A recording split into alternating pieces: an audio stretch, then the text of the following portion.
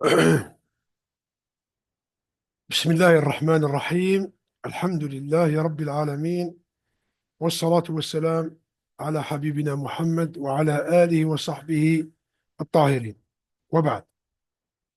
السلام عليكم ورحمة الله تعالى وبركاته. Good afternoon, everyone, and welcome to this lecture, which refers to the second part of chapter 2, in which we talked about in the first part about virtualization, and we talked also about some security virtualization issues. And we explained that virtualization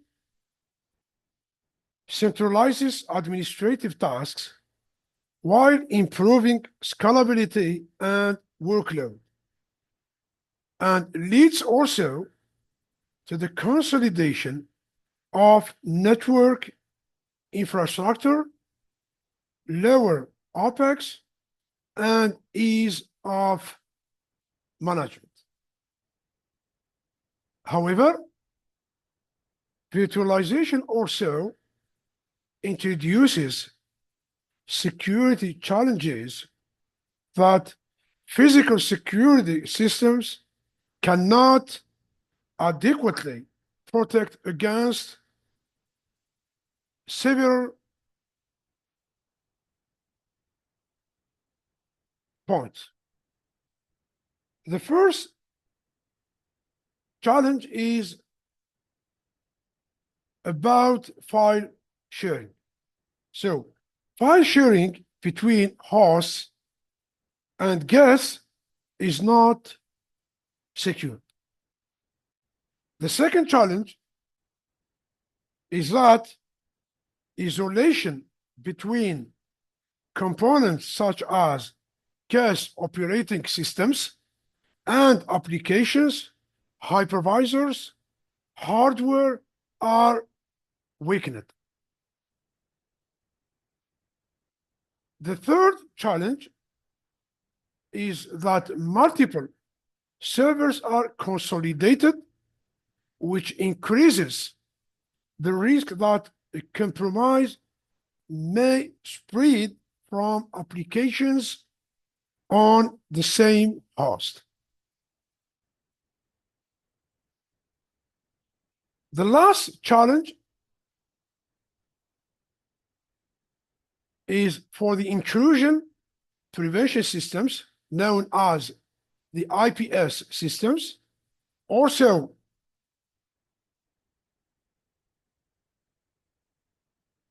where malware targeted for physical and virtual machines causes infection via a virtual network.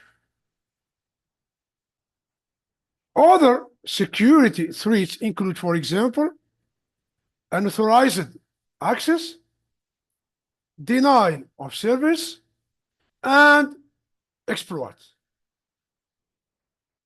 Many enterprises or companies do not realize that using their existing legacy security solutions can expose them to these types of attacks and data loss. So here, it's essential to explain what can we do regarding security virtualization. Security virtualization acts as a barrier to secure perimeter access to a network. It provides dedicated security services and assured traffic isolation within the cloud, along with customizable firewall controls as an additional managed service. Companies and service providers can leverage their virtualization investment to create a granular security perimeter, giving dedicated security resources within a cloud construct to tenants and service subscribers. Now let's explain how does security virtualization work.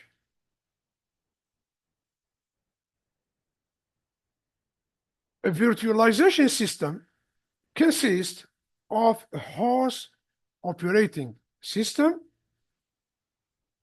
a hypervisor, and a guest operating system.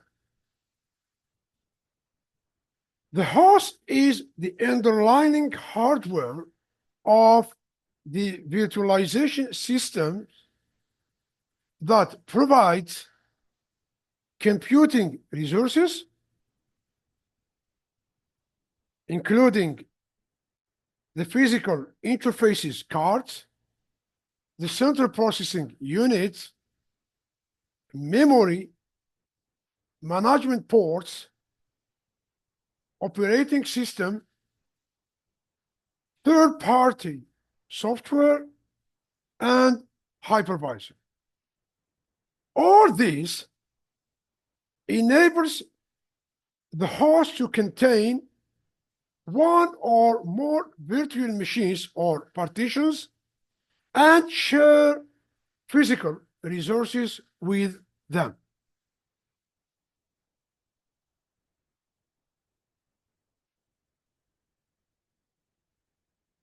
Now let's move to or to explain the different type of virtualization. Virtualization is often approached as full virtualization. That is, the hypervisor provides complete abstraction through a software-based virtualization layer, and also assigns abstracted resources to one or more logical entities called virtual machines. This is typically referred to as type 1 virtualization and is seen in products such as the VMware ESXi. Each virtual machine and its guest operating system work as though they run alone on independent computers, and the operating systems and applications require no special modification or adaptations to operate in a typical virtual machine. In fact, every virtual machine is logically isolated from every other virtual machine. Virtual machines don't communicate or share resources unless the virtual machines are deliberately set up to do so, usually through standard network intercommunications. However,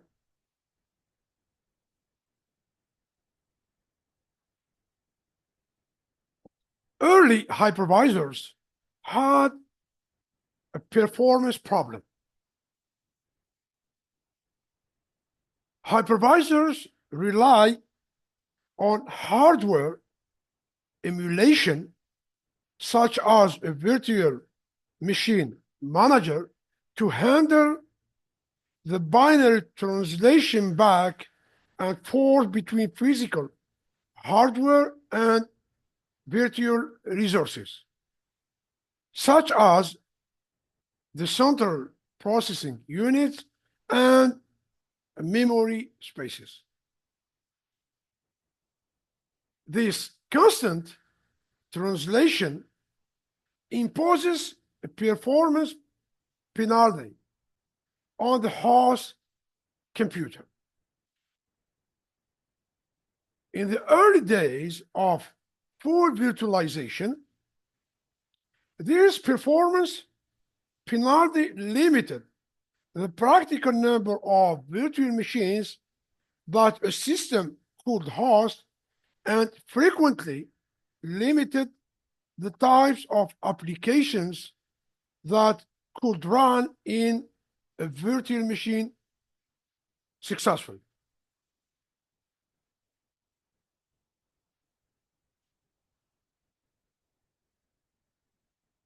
These early performance problems in virtualization have long been resolved through the common use of hardware-assisted processors that incorporate extensions to the processor's instruction set, including inter-virtualization technology known as VT and AND virtualization known as ANDV extensions.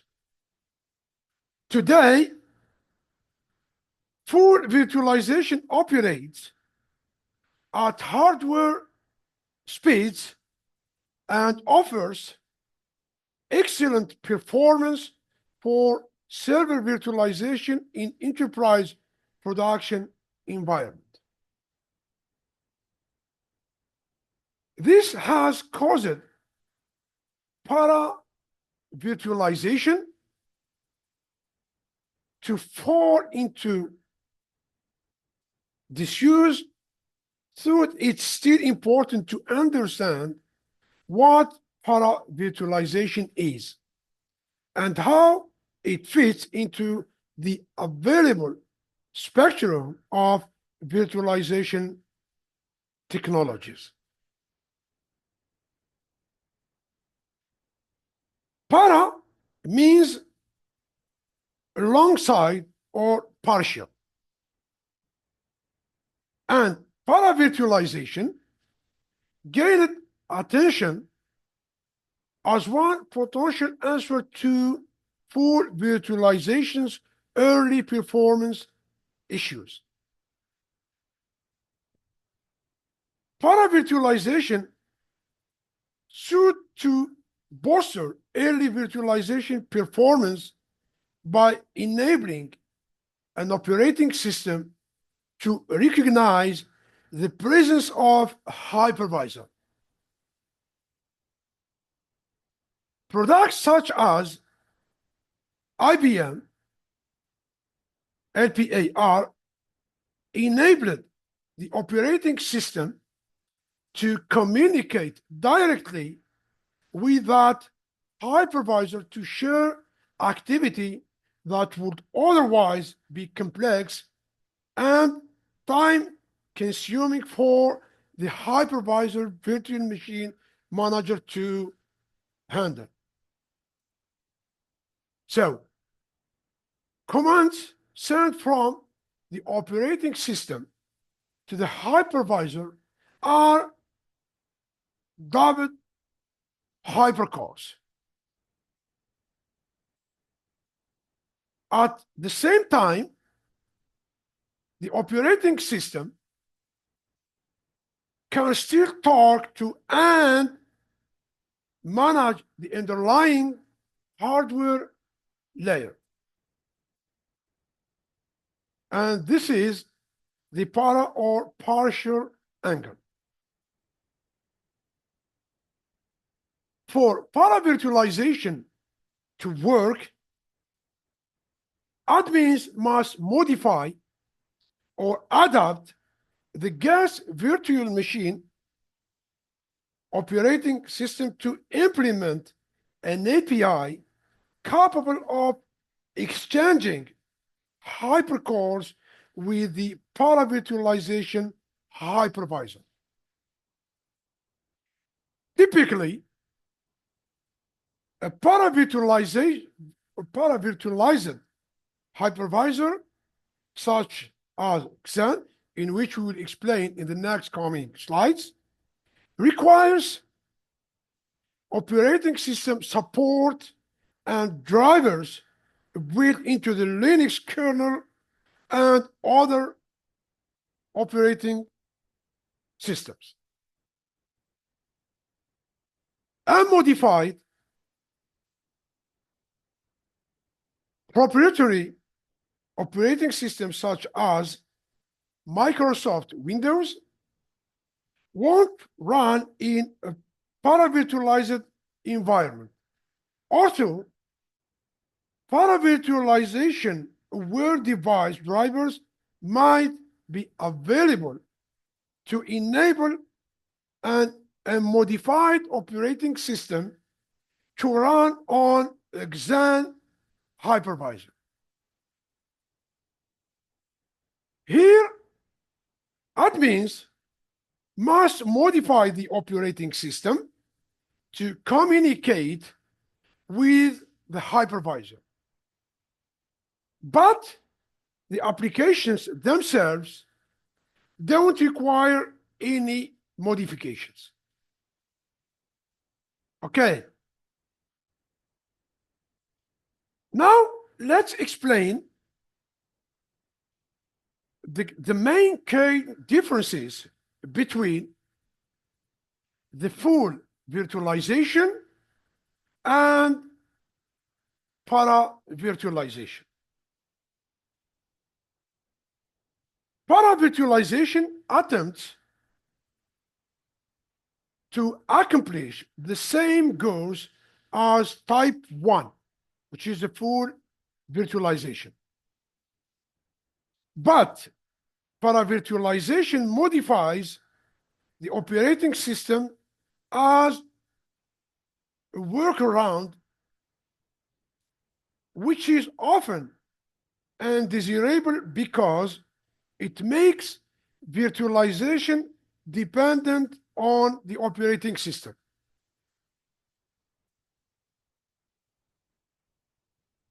Any operating system patch or updates or even a need to switch to a different operating systems can cripple virtualization on that system. Type 1 virtualization provides total isolation and leaves virtualization completely independent of any other operating system running on the system. In fact, a host operating system is unnecessary when running type 1 virtualization. The type 1 hypervisor itself effectively acts as the host operating system. Where para-virtualization attempts to implement a virtualization layer below a modified host operating system. Type 2, which is a guest, virtualization simply adds a hypervisor as an ordinary application installed above a standard and modified operating system. Once a type 2 hypervisor is is installed, admins can create virtual machines as needed. Type 2 virtualization is the foundation of container virtualization using a specialized hypervisor called a container engine. Type 2 hypervisors and container engines can share a host operating system. But again, the host operating system requires no modifications and doesn't create an undesirable dependency for virtual machines.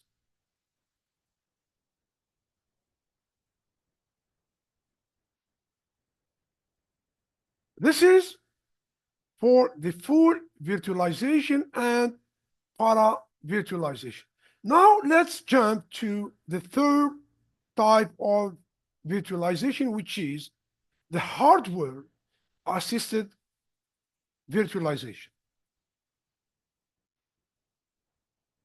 In fact, full virtualization works by using a software hypervisor to abstract a computer hardware resources, memory or processors or network input and outputs, and also provide logical representations of those resources to logical virtual machine instances. This imposes another layer of software used to manage resources and handle the translation between logical and physical resources.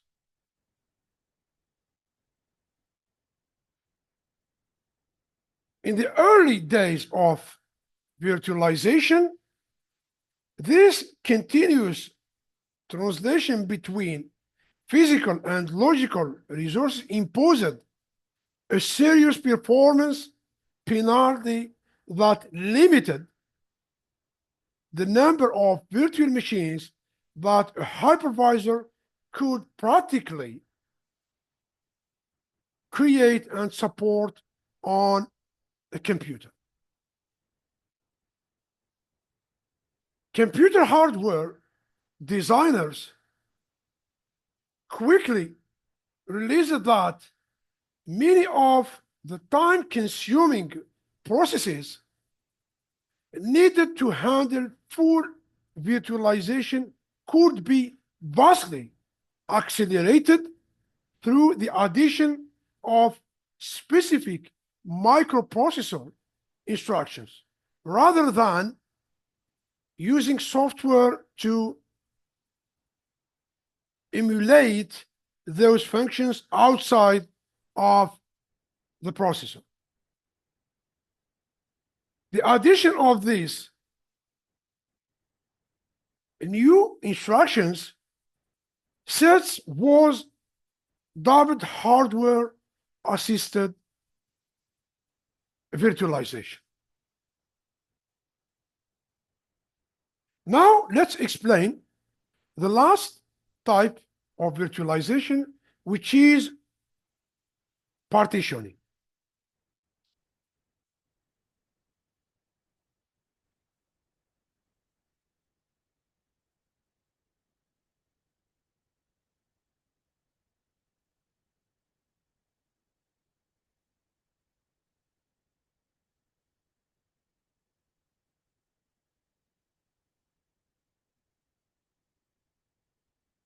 Partitioning in virtualization is a critical concept that revolutionizes how computing resources are used and managed in modern IT infrastructures. By dividing a single physical server into multiple virtual machines. Partitioning enables efficient resources allocation, enhance security, and operational flexibility.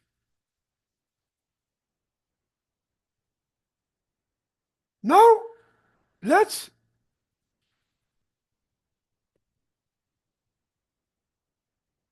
explain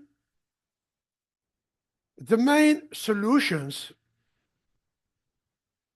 related to hypervisors and virtualizations, and which can be cited in 4 main solutions: Xen, KVM, VMware, and Hyper-V.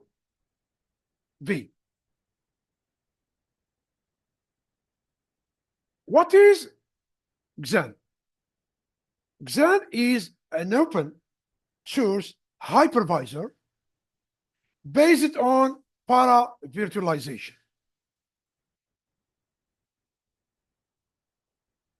It is the most popular application for this kind of virtualization, which is the para-virtualization. Xen has been extended to compatible with full virtualization using hardware-assisted virtualization. It enables high performance to execute guest operating system. It also,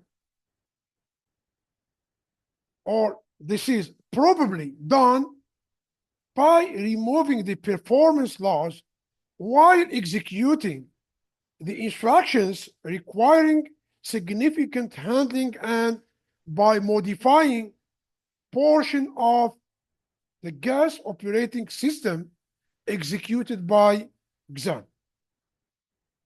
with reference to the execution of such instructions. Hence, this especially supports the x86, which is the most used architecture on commodity machines and servers.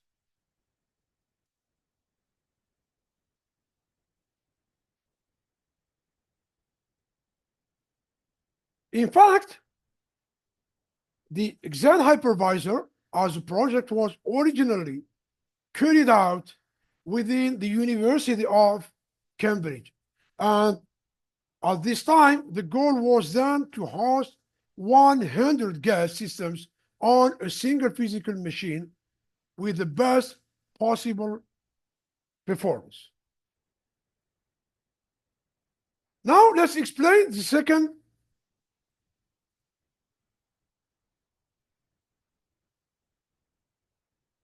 solution, which is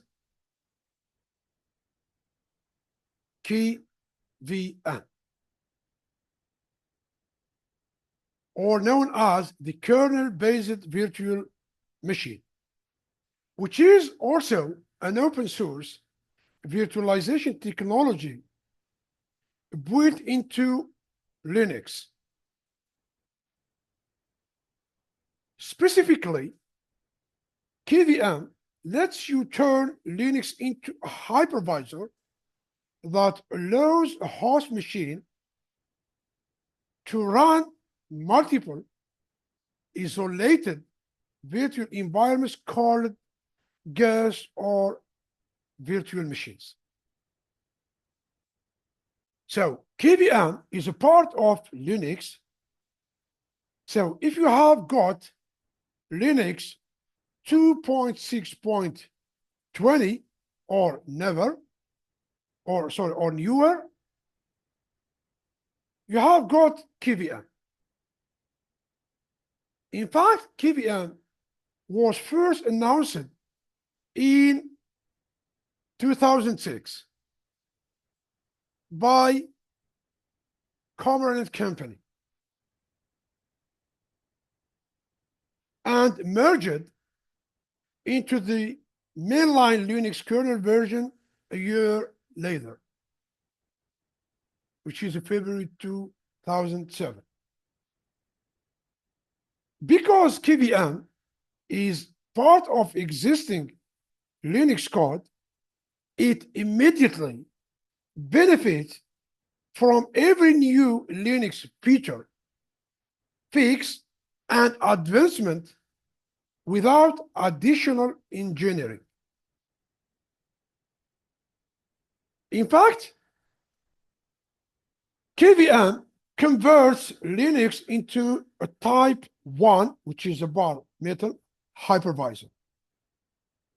All hypervisors need some operating system level components, such as a memory manager, process scheduler, input and output stack, device drivers, security managers, a network stack, and more to run the virtual machines.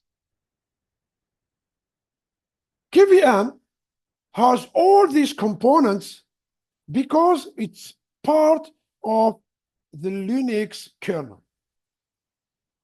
Every virtual machine is implemented as a regular Linux process and scheduled by the standard Linux scheduler with dedicated virtual hardware like a network card, graphic adapters, central processing units, memories, and disks.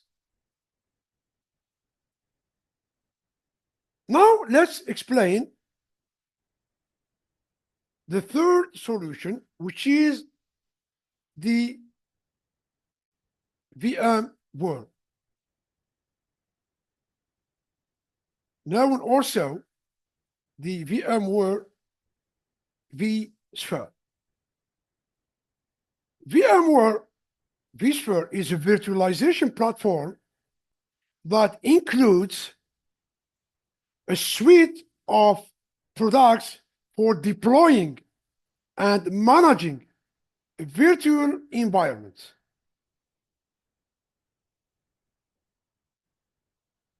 Two of the most important products are the VMware ESXi, also called vSphere Hypervisor, and vCenter Server Management Software.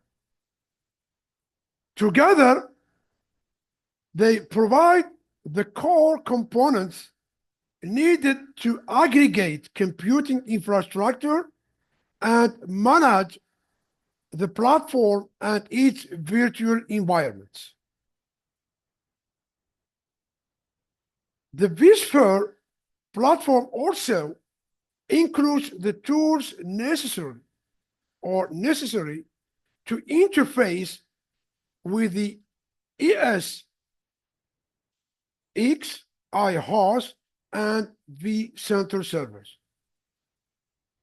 making it possible to create, deploy, and run virtual machines and virtual appliances from a centralized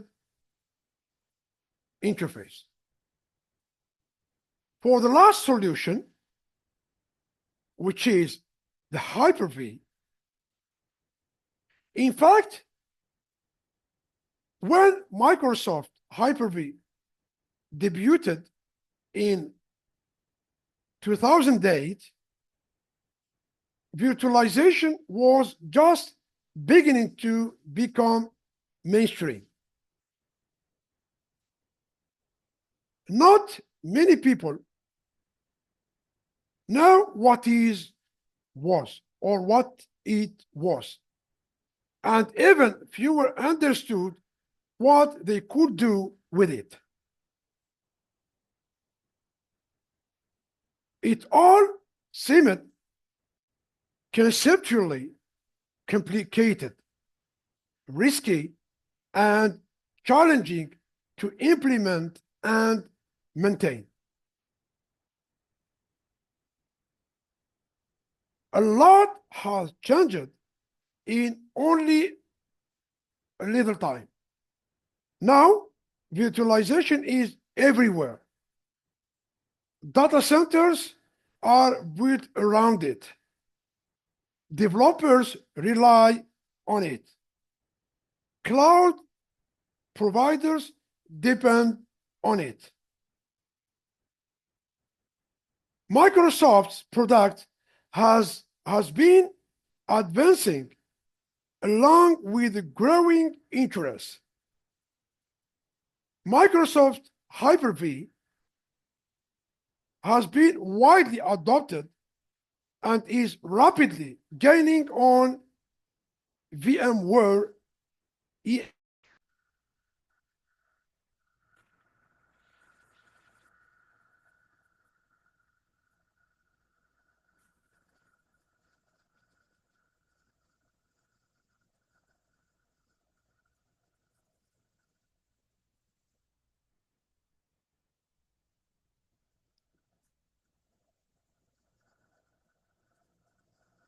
Now, let's explain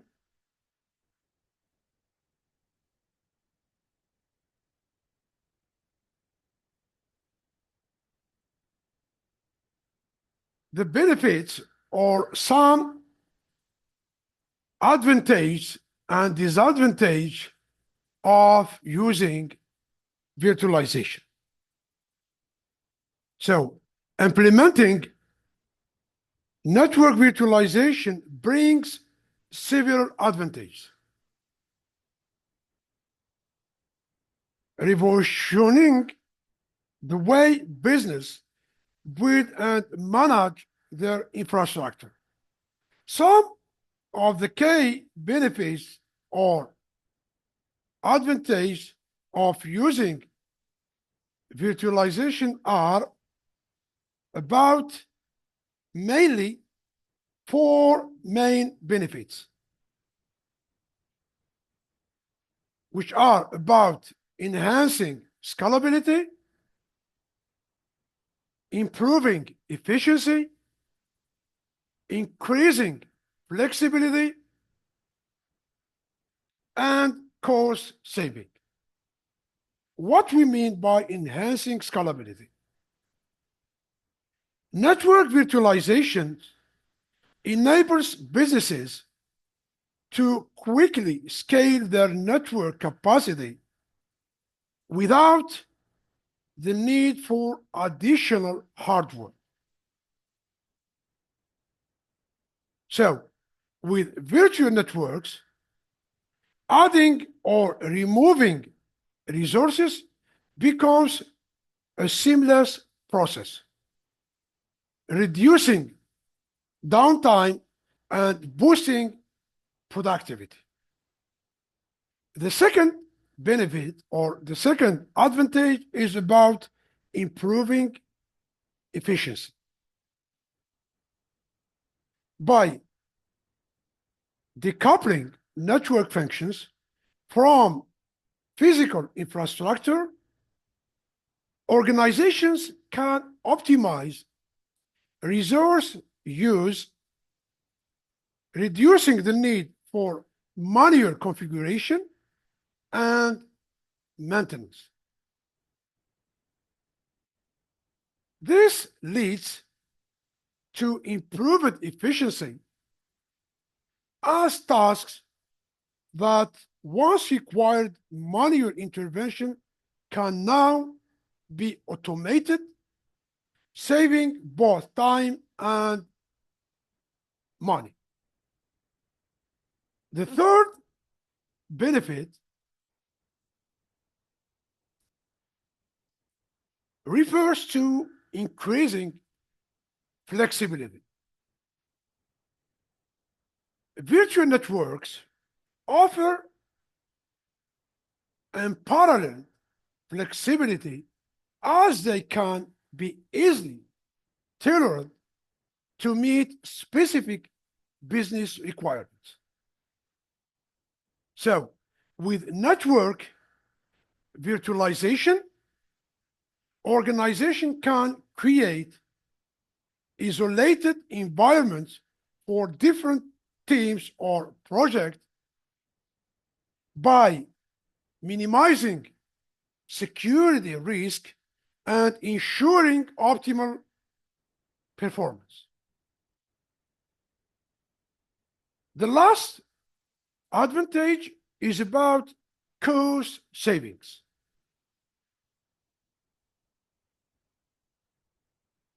As you know, traditional network infrastructure often requires substantial investments in hardware, maintenance, and dedicated teams.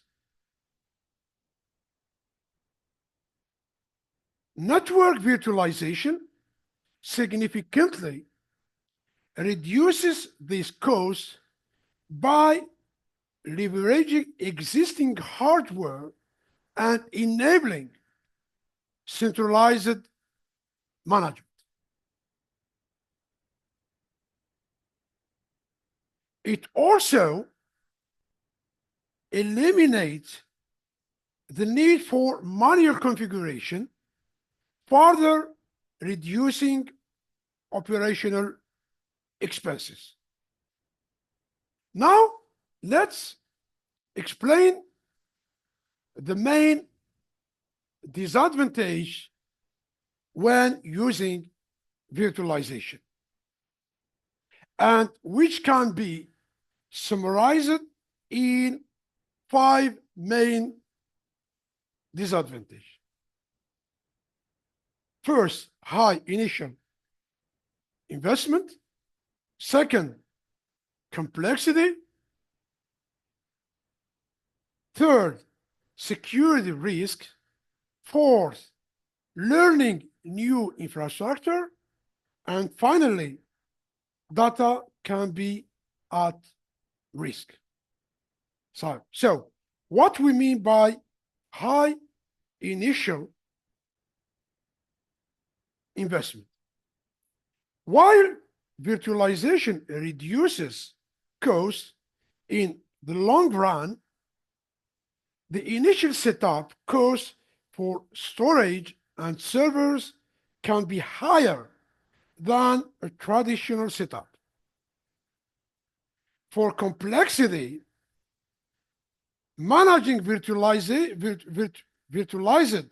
environments can be complex, especially as the number of virtual machines increases.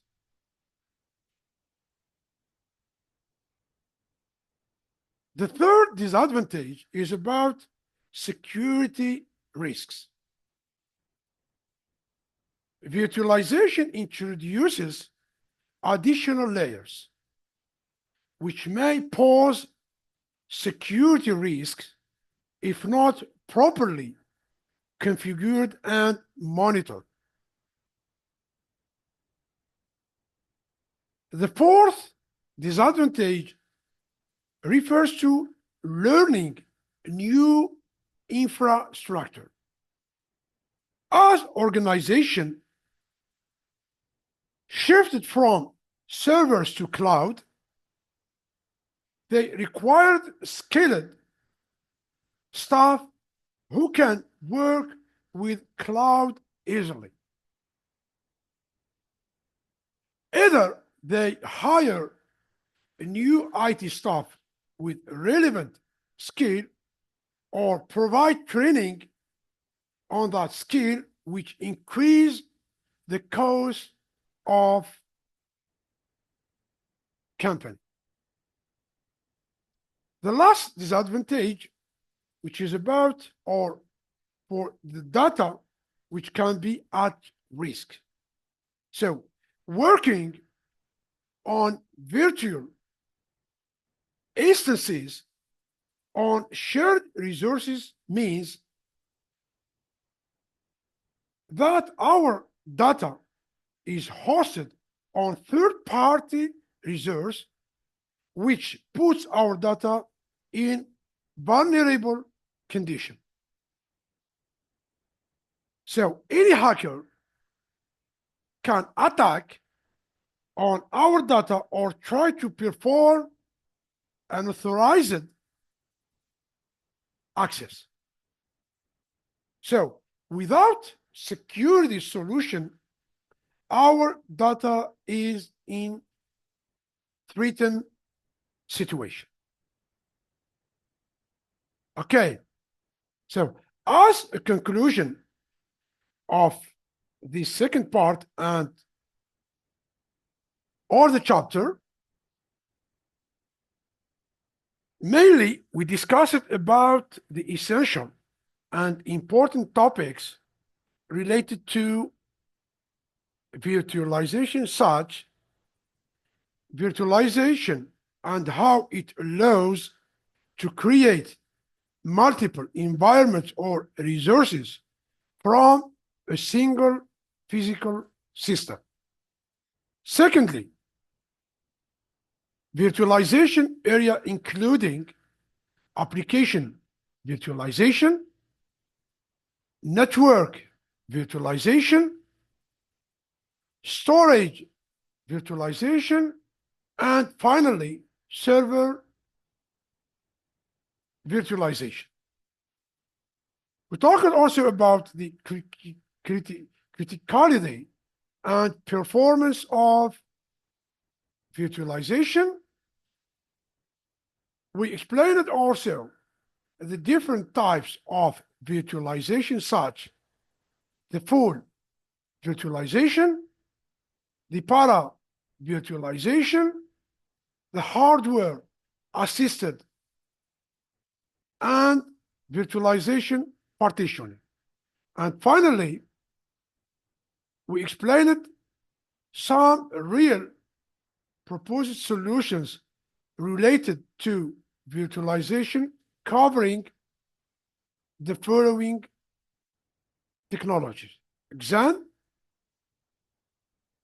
Key VM, VMware, and Hyper-V techniques or approach. So this is what we have for this lecture, which is the second part of chapter 2. I hope this lecture and this chapter in its entire was very useful and very helpful for you to understand the virtualization concept and its related topics. Assalamu alaikum wa rahmatullahi ta'ala wa barakatuh.